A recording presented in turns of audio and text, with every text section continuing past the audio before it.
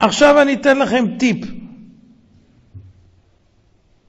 אל תאמינו אף פעם שמישהו אוהב אתכם באמת. ואל תפחדו מן השונאים שלכם. אל תתפעלו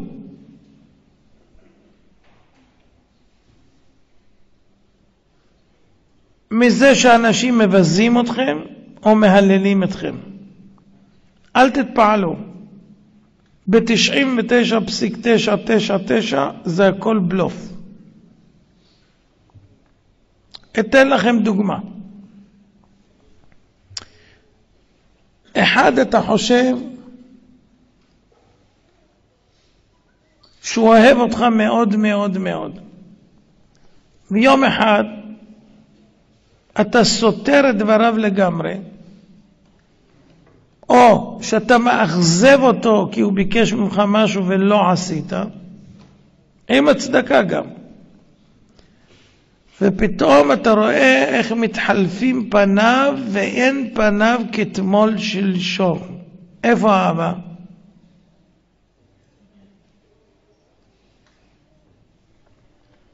אני אתן לכם ציור. לאברהם אבינו היה עבד שקראו לו דמשק אליעזר. הוא הגיע ברמה הרוחנית שלו למדרגה של אברהם אבינו בדיוק. הוא היה שולט ביצרו כמו אברהם אבינו ברמה חברים. הוא ידע את כל התורה של אברהם אבינו והשפיע על אחרים. הוא היה נאמן ביתו של אברהם אבינו, מושל בכל אשר לו. עוד אברהם, אפילו דומה לו בקלסתר פניו. אבל יום אחד, כשאברהם ביקש להשיא את בנו יצחק, עלה בליבו של דמשק אליעזר שאולי הוא לא ימצא אישה שהיא מתאימה ליצחק, ולא יש בת שלפי הבנתו היא ממש מתאימה ליצחק. מה אמר לו אברהם על האפשרות הזאת? אמר לו בזו הלשון: אתה ארור ואני ברוך, ואין ארור מתדבק בברוך. ככה הוא אמר לו. אתם יודעים מה זה? זה חרב חדה בתוך הלב. ולמה הוא ארור? כי הוא מכנען. וכנען נאמר עליו: עבד עבדים יהיה לאחיו. ארור כנען, עבד עבדים יהיה לאחיו. וכיוון שהוא מזרעו, אז הוא ארור. נוח קילל את חם בגלל שחם סרס אותו. ויש אומרים עוד משהו. וכנען הוא הבן של חם, ודמשק אליעזר מצאצאיו. אז הוא אמר לו: אתה ארור, אני ברוך. מה היה צריך לעשות? להגיד לו: אתה יודע מה, עד כאן, תהיה בריא, תודה רבה, זה מה שמגיע לי אחרי כל השנים שאני איתך. תודה רבה, תודה רבה, בנימוס, ביי. לא, הוא נשאר אותו דבר. הלך לשליחות להביא את רבקה, ולא זייף כהוא זה. ובזכות זה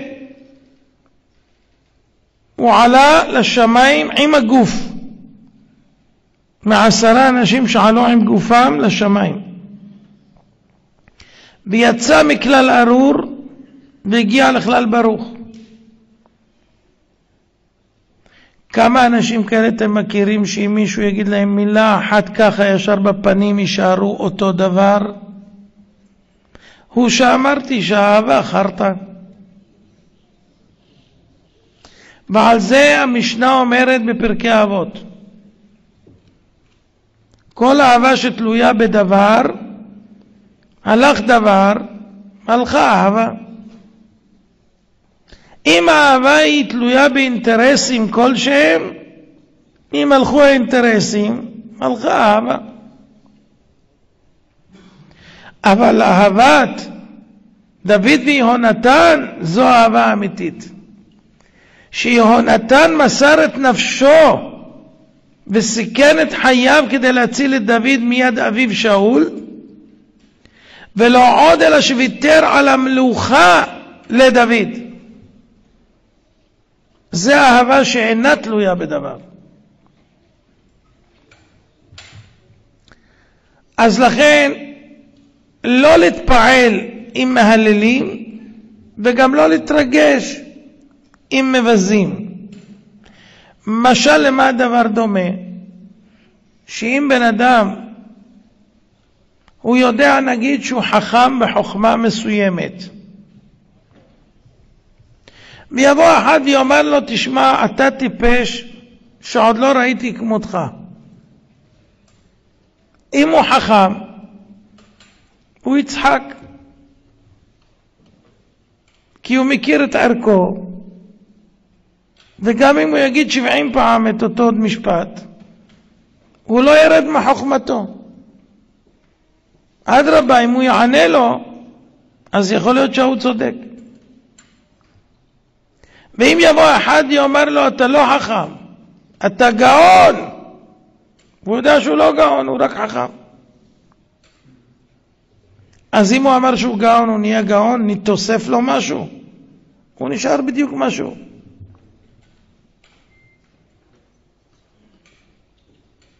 אם אחד הגובה שלו 1.80 מטר, ואחד בא אומר לו יא גמד, אז מה, הוא צריך להתכופף? ואם יגידו לו יא ענק, אז הוא צריך לעלות על רמפה?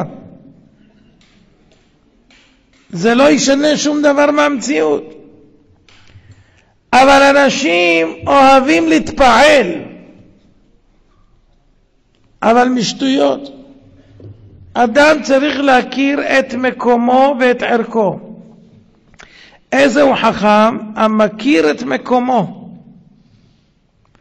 זאת אומרת, אדם צריך לעבוד את הקדוש ברוך הוא באמת, וידע שהחשבון האמיתי זה בינו לבין השם. יש הרבה אנשים שמצליחים להונות את הציבור ולעשות הצטלה של צדקות וחסידות, אבל בשמיים זה לא, בכלל ולא קרב זה אצל זה. אתם יודעים מה כתוב אצל רחל הצדקת שדיברנו עליה קודם? כתוב בפסוק, ותען רחל ולאה. אומרים חכמים זיכרונם לברכה, למה נפטרה רחל הקטנה לפני אחותה הגדולה לאה? בגלל שהקדימה לענות. עוד פעם, אין פוקוס. למה? כיוון שהקדימה לענות לפני אחותה הגדולה. ותען רחל ולאה, קודם רחל. וזה לא דרך ארץ שהקטנה תדבר לפני הגדולה, ואף על פי שהיא עקרת הבית. אתם שומעים איפה הניואנסים האלה מגיעים? כמה מדקדקים בשמיים? על דרך ארץ. אם משה רבנו היה נכנס לאוהל מועד, אחרי שהוא הקים אותו, ואחרי שהוא עלה לשמיים, ודיבר עם השם פנים בפנים כדבר איש רעהו, ונלחם במלאכים והצליח, והוריד תורה והוריד תמן, וקרע את הים, וכל 10 המכות במצרים, אין קרבה כזאת לאלוקים. יש בעיה לפתוח את הדלת כמו שאומרים לאוהל מועד ולהיכנס בלי שיקרא לו הקדוש ברוך הוא צריך להמתין בתור? התורה אומרת ויקרא אליו מתוך האוהל. הקדוש ברוך הוא קרא לו שהוא ייכנס. משה לא נכנס בלי רשות, ואם היה נכנס משה רבנו בלי רשות, על זה אמרו חכמים זיכרונם לברכה, כל תלמיד חכם שאין בו דעת, נבלה טובה ממנו. תהיה תלמיד חכם הכי גדול, אבל אם אין לך דרך ארץ, נבלה טובה ממנו. שמעתם פעם מושגים כאלה? אז זאת אומרת, אין מה להתפעל מה אומרים האנשים, מה חושבים. מה בשמיים יודעים ממעשיך, מחשבותיך, דיבוריך, שמה זה המבחן.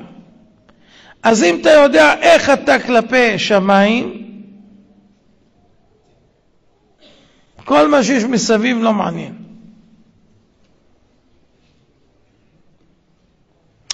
מה שלימדתי אתכם עד כעת זה חוכמה גדולה מאוד בחיים. אם תאמצו אפילו חלק מזה, הרווחתם בגדול.